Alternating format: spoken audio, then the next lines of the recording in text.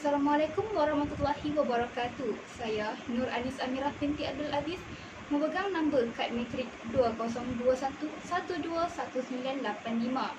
Tajuk pembentangan saya pada video ini ialah isu perkahwinan bawah umur.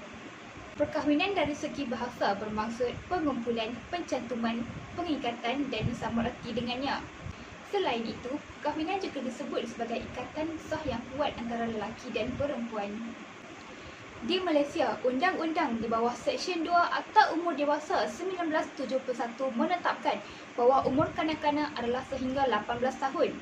Oleh itu, perkahwinan bawah umur adalah perkahwinan di mana pihak lelaki dan pihak perempuan masih belum mencukupi umur 18 tahun. Kita masuk kepada punca perkahwinan kanak-kanak.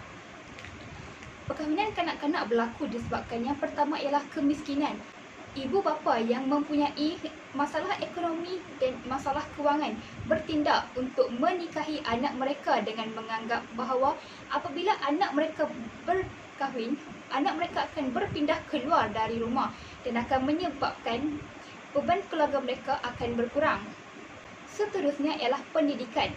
Tahap pendidikan yang rendah menyebabkan fikiran mereka menjadi cetek. Lalu mereka tidak dapat mengenal pasti baik buruk perkahwinan kanak-kanak. Dan yang ketiga ialah kelonggaran undang-undang. Perkahwinan kanak-kanak boleh berlaku apabila mereka mendapat lesen daripada Ketua Menteri. Kelonggaran untuk mendapatkan lesen tersebut menyebabkan ramai pemohon di bawah umur 18 tahun memohon untuk berkahwin pada usia yang muda. Di bawah Subseksyen 2, Kurungan 2, Ketua Menteri boleh berdasarkan budi bicaranya membenarkan sesuatu perkahwinan bawah umur tersebut. Tetapi dalam apa hal jua yang berlaku, Ketua Menteri tidak boleh memberikan lesen tersebut jika pihak perempuan belum mencapai umur 16 tahun. Seterusnya ialah peruntukan undang-undang bagi isu perkahwinan bawah umur. Seksyen 10 memperuntukkan mana-mana perkahwinan yang dibicarakan di Malaysia adalah tidak sah melainkan dibenarkan oleh suatu lesen yang dikeluarkan oleh Ketua Menteri di bawah Subseksyen 21 Kurungan 2. Seksyen 40 Kurungan 2 Akta Undang-Undang Keluarga Islam 1984. Kesalahan yang berhubung dengan akad nikah perkahwinan menjelaskan bahawa siapa yang melakukan kesalahan tersebut hendaklah dihukum denda RM1,000 ataupun penjara tidak lebih 6 bulan atau kedua-duanya sekali. Seterusnya, kita masuk kepada cara mengatasi isu perkahwinan bawah umur. Isu perkahwinan bawah umur dapat diatasi dengan cara yang pertama iaitu memperketatkan undang-undang permohonan. Perkahwinan bawah umur berlaku apabila pihak pasangan tersebut mendapat kebenaran daripada Ketua Menteri.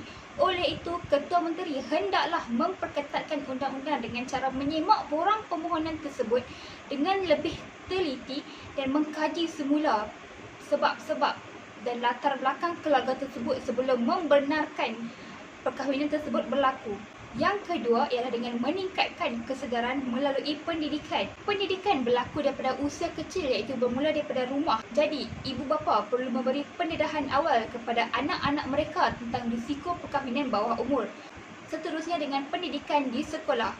Kesedaran tentang isu ini boleh didedahkan melalui pembelajaran dalam sekolah ataupun kempen-kempen yang diadakan di sekolah. Seterusnya ialah dengan memberi sokongan dan insentif ekonomi. Kerajaan boleh membantu keluarga yang mengahwini anak-anak mereka atas masalah ekonomi dengan memberikan pinjaman atau bantuan berbentuk wang. Kerajaan juga boleh membantu dengan memberikan peluang untuk mempelajari kemahiran menjana pendapatan terhadap keluarga yang mengalami masalah ekonomi. Terusnya kita masuk kepada kesan isu perkahwinan bawah umur.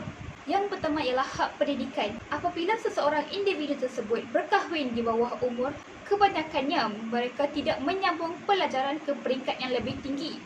Ini mungkin disebabkan oleh halangan daripada pasangan mereka ataupun keluarga mereka. Oleh itu, hak pendidikan mereka telah dirampas pada usia yang sangat muda. Yang kedua ialah kemiskinan yang berterusan. Apabila mereka tidak menyambung pelajaran mereka ke peringkat yang lebih tinggi, mereka sukar untuk mendapatkan pekerjaan dengan gaji yang lumayan. Oleh itu, tahap ekonomi mereka sentiasa berada di tahap yang rendah dan menyebabkan kemiskinan yang berterusan. Seterusnya ialah masalah kesihatan mental. Individu yang berkahwin di bawah umur tidak dapat memikul tanggungjawab sebagai seorang pasangan berkahwin. tanggungjawab seperti menguruskan rumah tangga, menjaga kebajikan pasangan, memberi nafkah merupakan tanggungjawab yang sangat besar untuk individu yang berumur di bawah 18 tahun. Oleh itu, tekanan yang mereka peroleh daripada tanggungjawab tersebut menyebabkan mereka mendapat masalah kesihatan mental. Dan yang terakhir ialah penceraian. Pasangan yang muda mempunyai risiko yang tinggi untuk bercerai. Mereka juga terdorong untuk mencurangi pasangan mereka, lalu menyebabkan berlakunya masalah penceraian rumah tangga. Terdapat beberapa pihak yang bertanggungjawab dan perlu memainkan peranan mereka dalam mengatasi isu ini. Yang pertama ialah pihak keluarga. Keluarga merupakan ejen sosialisasi yang terdekat dengan kita. Oleh itu, keluarga mestilah memainkan peranan mereka dengan cara menasihati ataupun menghalangi anak-anak di bawah umur 18 tahun untuk berkahwin. Seterusnya ialah pihak kerajaan.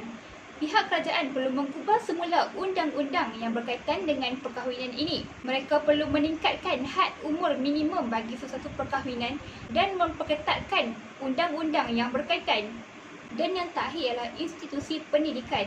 Seseorang itu banyak menghabiskan masa mereka di institusi pendidikan.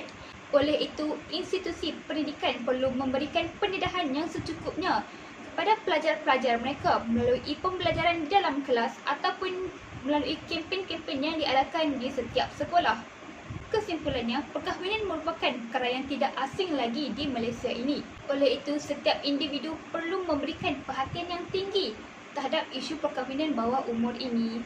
Sekian, terima kasih daripada saya. Assalamualaikum.